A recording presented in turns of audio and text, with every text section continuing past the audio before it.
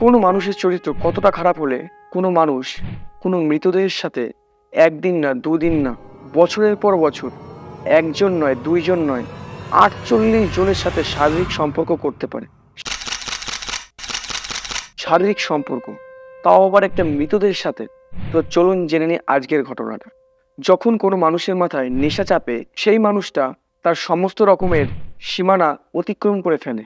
এই ঘটনাটা জানলে আপনি বুঝতে পারবেন যে মানুষ কতটা নোংরামো করতে পারে এবং কতটা নিচে নামতে পারে। ছোটবেলা থেকেই আমরা একটা জায়গায় যেতে খুবই ভয় পেতাম, সেটা হচ্ছে কবরস্থান। সমস্ত রকমের লোকই সাধারণত কবরস্থানে যেতে ভয় পায়। কবরস্থান, যেখানে মানুষের মৃত্যুর পর তার শরীরকে দাফন করা হয়। আজকের এই ঘটনাটা ঘটেছে সেই কবরস্থানে। ঘটনাটি ঘটেছে পাকিস্তানে। ঘটনাটা শুনলে আপনার মনে হবে মেয়েরা না জীবিত অবস্থায় সুরক্ষিত, না মৃত্যুর পর। তো চলুন দেখে নিই আজকের ভিডিও। পাকিস্তানের একটি অঞ্চল সারগোদা। এই অঞ্চলে বেশি সুযোগ সুবিধা না থাকার কারণে সমস্ত লোক যারা কাজকর্ম করতে পারে তারা এই অঞ্চল থেকে অন্য অঞ্চলে গিয়ে কাজকর্ম করে অর্থ উপার্জন করত।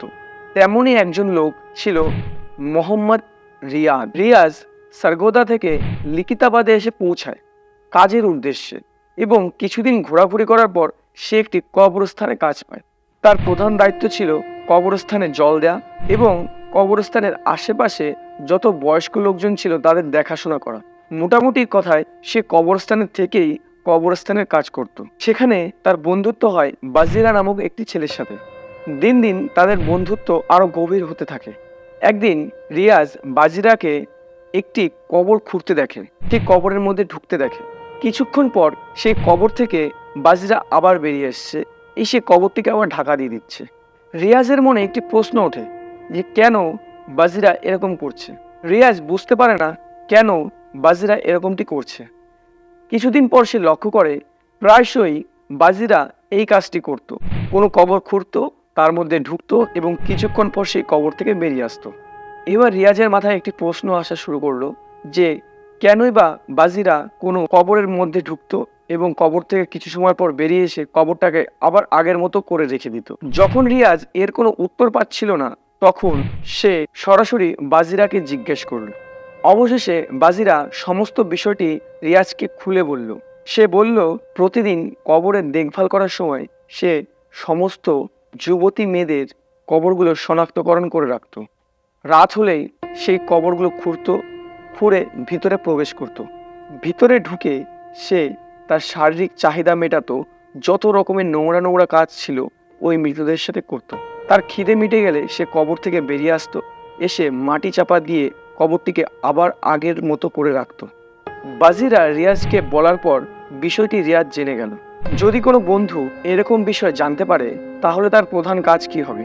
প্রথমত হয়তো সে তার বন্ধুকে পুলিশের হাতে তুলে দেবে, অথবা বন্ধুত্বের খাতিরে তাকে বারণ করবে যাতে সে এই কাজটি দ্বিতীয়বার আর না করে। কিন্তু রিয়াজ এর উল্টোটা করলো। রিয়াজ বাজিরার সাথে তার এই কুকর্মে যুক্ত হয়ে গেল। তারপর থেকে প্রতিদিন তারা দুজনে মিলে যুবতী মহিলাদের কবরগুলোকে শনাক্তকরণ করত এবং সন্ধ্যা পেরিয়ে রাত হলে দুজনে গিয়ে কবর খুঁড়ত। কবরের ভিতরে গিয়ে নিজেদের শারীরিক চাহিদা মেটাতো। হঠাৎ একদিন বাজিরার মৃত্যু হয়ে যায়, কারণ সে প্রচুর পরিমাণে ড্রাগস সেবন করত এবং এই হিরোইন সেবনের জন্যই তার মৃত্যু হয়। বাজিরার মৃত্যুর পর রিয়াজ এই কাজটি আরো বাড়িয়ে তোলে। সে প্রতিনিয়ত এই কাজটি করতে থাকে। কয়েক বছর অনবরত এই কাজ করার পর হঠাৎ একটা ঘটনা ঘটে, যার কারণে রিয়াজের এই সমস্ত নোংরামো লোকের সামনে এসে পৌঁছায়। সালটা 2011 অক্টোবর মাস। সন্ধ্যাবেলায় হালকা হালকা হাওয়া বইছিল। তাদের পদ্ধতি মতো রিয়াজ এইবারও কবর খুঁড়ে কবরের ভিতরে যায় এবং তার শারীরিক খেলায় মত্ত হয়ে যায়। হঠাৎ রিয়াজ খেয়াল করে যেই মৃতদেহের সাথে রিয়াজ এই নোংরামো করছিল সেই মৃতদেহের চোখটি খোলা এবং দাঁতগুলি বেরিয়ে আছে এবং এমন প্রতিপন্ন হচ্ছিল যে মেয়েটি রিয়াজকে দেখে হাসছিল। হঠাৎ করে রিয়াজ ভয় পেয়ে যায়, কবরস্থান থেকে বেরিয়ে আসে।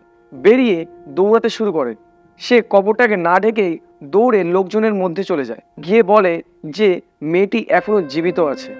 লোকজনগুলো রিয়াজের কথা বিশ্বাস করে কবরটির কাছে আসে এবং কবরটি দেখে তাদের আর বুঝতে বাকি থাকে না যে এখানে কি হয়েছে। রিয়াজকে ধরে এত পরিমাণে মারধর করে লোকজন মিলে যে রিয়াজ প্রায় মৃত অবস্থায় হসপিটালে এবং তারপর পুলিশের হেফাজতে চলে যায়।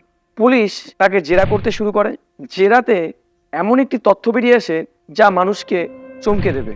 সে অনবরত প্রায় 48টি মেয়ের সাথে এরকম শারীরিক সম্পর্কে লিপ্ত হয়েছিল। রিয়াজ এখন পাকিস্তানের জেলে আছে। রিয়াজ এবং বাজিরা যে কাজগুলো করেছিল, যে অবস্থাতে করেছিল তাকে বলা হয় মাইক্রোফেলিয়া। মাইক্রোফেলিয়া একটি পুরোপুরি রোগ নয়, এটি একটি মানসিক অবস্থা, যে অবস্থায় মানুষের মৃতদেহের প্রতি সেক্সুয়াল অ্যাট্রাকশনটা বেড়ে যায়। এটি প্রথম নয়। 1984 সালে ক্যালিফোর্নিয়াতে একটি পুরুষ 50 জন মহিলাকে হত্যা করে এবং হত্যা করার পর তাদের সাথে শারীরিক সম্পর্ক করে। কিছুদিন আগের ঘটনা, একটি পুরুষ তার স্ত্রীকে মেরে তার সাথে শারীরিক সম্পর্ক করে।